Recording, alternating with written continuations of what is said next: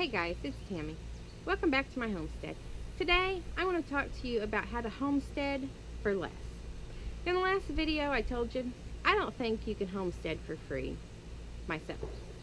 However, there are some things you can do to lower your cost on the homestead. The first thing you can do is, if it's possible in your area, is to barter. We have neighbors that are Amish. The neighbors, we gave them a few pine trees off of our property. They built themselves a horse barn with it, and in return, they came down and put up our shed for us without an exchange of actual money. So that would be one way that you could get some work done or exchange things for free. Also, I don't have a cable company. I don't have Dish, I don't have DirecTV, I don't have any of those companies where I watch your normal Sunday night Game of Thrones or those shows that people have to watch when they come out. I don't do any of that. I do have the internet. I think the internet is a very good resource for people that live out in the middle of nowhere, as well as people that live in town. I can't run up to the library and look something up. I can't run up to the library and get a book. If I run to the library, I'm going to be gone for at least an hour. So if I'm here, and one real life example is the belt came off of my lawnmower. I couldn't find the book, and I didn't know how to put it back on. So all I had to do was Google it. You can look on YouTube, find videos, and it was easy.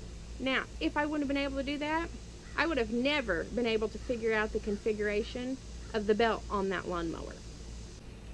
I'm currently on municipal water, even though I'm in the middle of the country. The price, it's too expensive because there's not a lot of people out here, so they raise the cost so to make it worth the business as while to lay the lines out here. I'm also down. Also, anything that you can do to live on your own property, all those foods will help lower the cost of my grocery bill later. Also, I will still have to invest in some canning jars or a dehydrator. Another one that I'm going to make a whole other video about is how to earn money from home.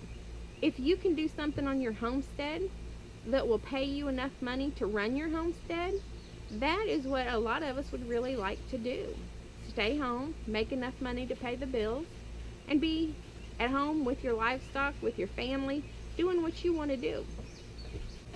Also, another way to save money is to coupon. Now, I know we've all seen these crazy coupon shows where somebody gets like 80 cat collars to get rid of fleas, and they don't even have a cat. But realistically, you can watch couponing channels on YouTube. You don't have to do the ad matchups and the other stuff. You can watch other people's videos. They'll tell you what to do, and you can get free stuff every week. I have shampoo, conditioner, toothbrushes, toothpaste, mouthwash, hair accessories, spaghetti sauce, peanut butter, Ziploc bags, trash bags, pretty much anything that you can get from a drugstore like CVS. I have gotten for free and have a stockpile of it. It takes a little work. It takes a little bit to watch YouTube videos and kind of start understanding it.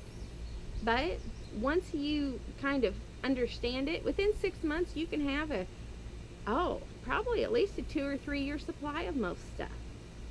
And it's the cost of a few papers, and you more than get that back. Also, you can print coupons on the internet. So don't be afraid to coupon. I know people say, oh, it don't really save you money. You get a lot of free product if you do it right.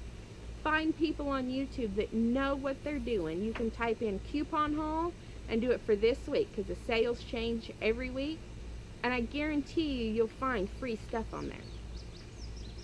If you don't already have an established homestead, there's also things you can do when you're looking at buying property.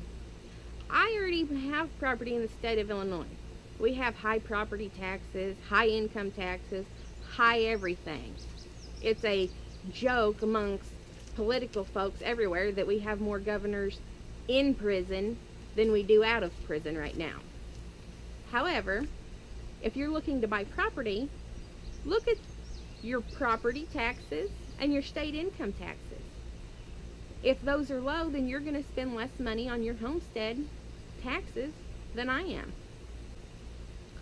Also, something to consider when buying your homestead is you want to be in an area where you can work. Living at the top of a mountain may sound great, but if the nearest town is an hour away, are you willing to commute 2 hours a day to go to work? If you can work from home, that's great.